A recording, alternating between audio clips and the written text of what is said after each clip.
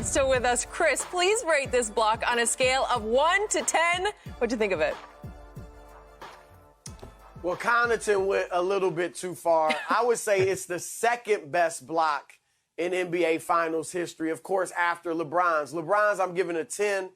Giannis's, I'm giving a 9. I think everything that makes Giannis great was on display on that play. Skip just said it last segment. He's a hustler, right? He gets all types of hustle plays. Giannis even described this after the game as a hustle play. Like he didn't give up on the play when a lot of people would have. And he ends up making a huge defensive block. Also, his intelligence. So he said at post-game, he says, I saw the play coming. Because he's kind of stopping Devin Booker from getting to the hole. And Booker, he said, once Booker goes, puts it in his hand, he knows he's passing it because he's too far away from the basket for a layup. So now he understands I'm too far gone. So he sees it coming. So his intelligence was on display. And then, guys, he says, I knew I was too far gone, so I couldn't block the ball. I couldn't go at the ball. So I just jumped to put my hand in front of the rim. I mean, that's a lot of thinking going on in that split second. So that's his intelligence is on display. His agility and athleticism and length is on display because most guys in the league, they can't get to that spot.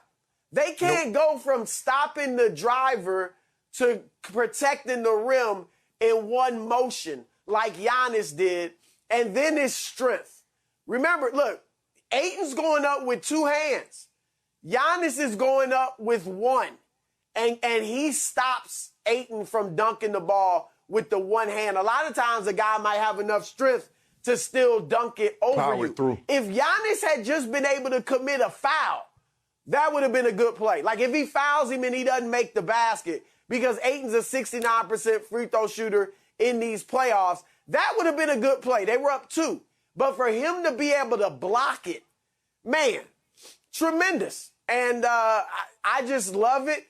I think it shows a lot of guys, they scored 40 points the first 2 games or the last 2 games, and people are talking about can they do it again like Michael Jordan. He wasn't having that type of night, but he wasn't all in his feelings. He wasn't focused on that end of the floor. He was focused on whatever it took to win the game, and that block was incredible. So I give it a 9. Chris, I gave it a 10 for all the reasons that you mentioned. Because he's playing the pick and roll. He was able to stop and force Devin Booker to pick up his dribble, throw the lob, and all in one motion. He drop step, turns, and faces and blocks Deandre Ayton. Deandre Ayton is 7 foot tall. He's at least a foot over the basket. And so in one motion, I shut off the pick. I get to the roller because, Skip, if he's not there, if Giannis does not show, Booker's just going to get all the way to the rim, or he's going to shoot that little 10-footer. But because he sees Giannis and he knows, well, Giannis is supposed to be on Deandre Ayton, there's no possible way he can get back and defend this lob duck I got for him. He throws it, and Giannis drop steps and goes and sees, like, I got to go right now, and he blocks it. I believe the only other guy that possibly could have made that play is Anthony Davis because he's extremely long. He does a great job of playing the pick and roll, and he's a great rim protector.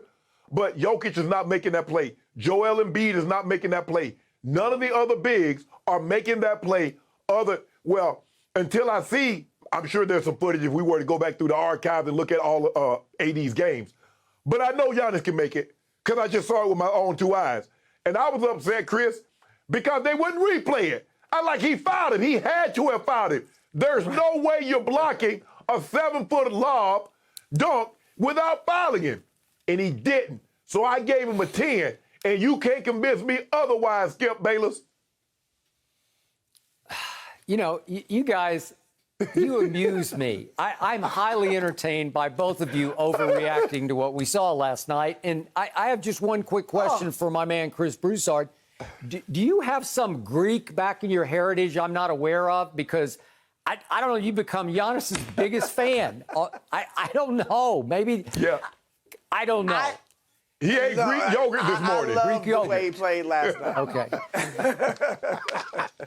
I'm going to give this on a scale of 1 to 10, the block. I'm going to give it a 4. I was going to give it a 3, but just because it was so timely and you can argue so clutch that it did, quote unquote, save the game, at least for a moment. Who knows what would have happened the rest of the game the way it was going. But I'll go up to a 4 because on just pure execution, it's completely predictable. It's obvious. It's a duh. It's, for Giannis, a very easy block to pull off because of the way the play unfolded. So he's showing a little bit on Devin Booker, yes, but he's not going to be able to block Book's shot. If Book just said, I got this, I'm going to go up strong and I'm going to shoot a 9-foot jump shot, Giannis is not going to get there to block it, but he showed a little bit. But then, to his credit, he's just watching Book's eyes, and Devin looks across the lane and locks eyes with Deandre Ayton, obviously Giannis's man, and completely telegraphs the lob. And not only does he telegraph it, because he's no CP3, but he throws a poor lob way too far and way too high for Deandre Ayton, who then has to bend backward to catch it, loses all his momentum and all of his leverage. So if you look again, he's leaning backward when he catches the ball at its apex, when he high points it, and it gives Giannis plenty of time to catch up and explode, running with a running start up into the basketball and meet him at the apex. All the leverage, all the momentum belongs to Giannis at that point because he's got basketball in his sights. And he times it perfectly where he's arriving just as Ayton is getting both hands on the basketball, bending backward. What do you think is going to happen? It's going to be as easy a block as Giannis ever had because Ayton is dead to rights. There's nowhere to go with the basketball except right into Giannis's right hand. If he'd had the wherewithal, if he'd had the perspective, maybe Ayton would have given up on the lob dunk, and maybe he would have just said, whoops, I got to spin out of this and go back to the floor because Giannis would have just run right past him, and then he could have gone back up and dunked it. But that's a lot to ask of a still very young Deandre Ayton, so I'm not going there. But the point was, it was a great hustle play, as Giannis said after the game. It was just a hustle play. Once he saw the telegraph lob pass, he just turns and he bolts across the lane, and all the advantage belongs to Giannis. He's got a running start. He's as explosive a 6', 11-inch leaper as we have in the league. So it's a really easy block for him because he can out-jump DeAndre Ayton, who's stuck with an awkward lob pass, and he did what he should have done, what he predictably did do.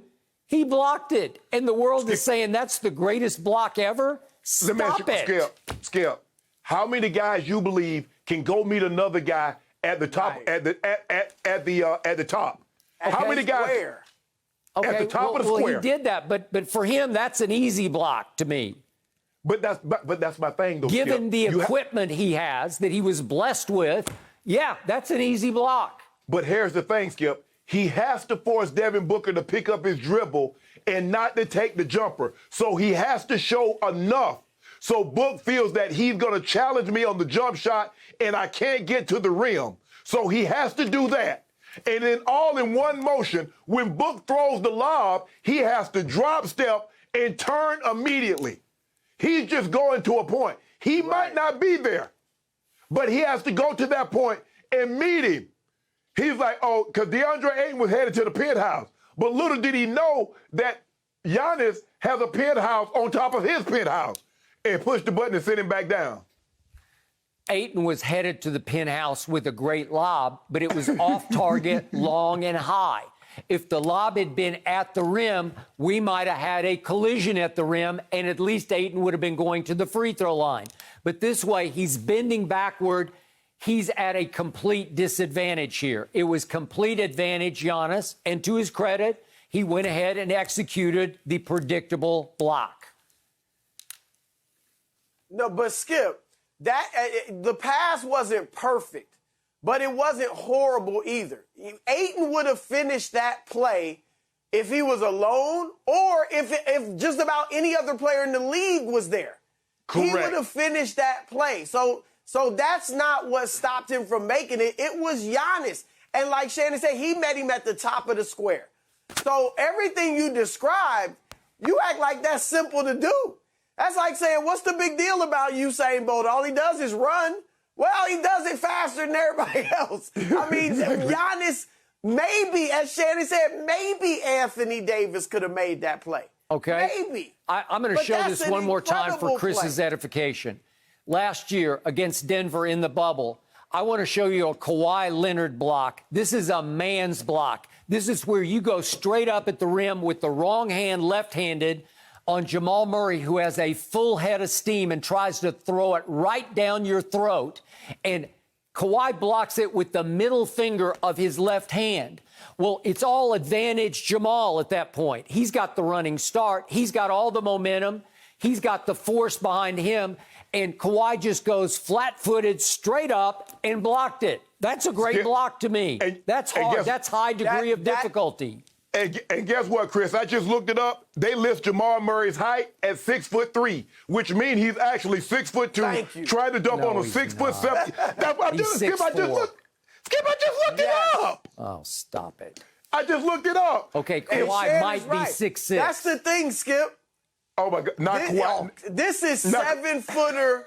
Giannis was 7-footer on 7-footer. Yes. Yeah, it's a nice block. It's a great block by Kawhi. But come on, he's blocking a two-guard who's really the he's doing size it of a point flat-footed. guard. He doesn't have a running start like Giannis did last night. Giannis wasn't running. He took a step. No, he launched. Took a step. One step. launched. He dropped. Look at this, Skip. He dropped step and goes straight up. Okay, that's what he does. We know he can jump out of the gym at 6'11". But by the way, He didn't have time to I have to correct himself. Chris on one other thing. He's saying that LeBron's block in 2015 was a 10. I mean, J.R. Smith deserves 5 of it then, so it must be 5 and 5 because J.R. Smith cuts off Iguodala at the pass, runs underneath him, and slows him up where he has to double clutch and lay it up off the glass instead of dunking it. And LeBron has time to catch up and chase down and blindside block it, sneak attack. Is that a great block to you? Yes, because he went over both Here's the thing, hands. Skip.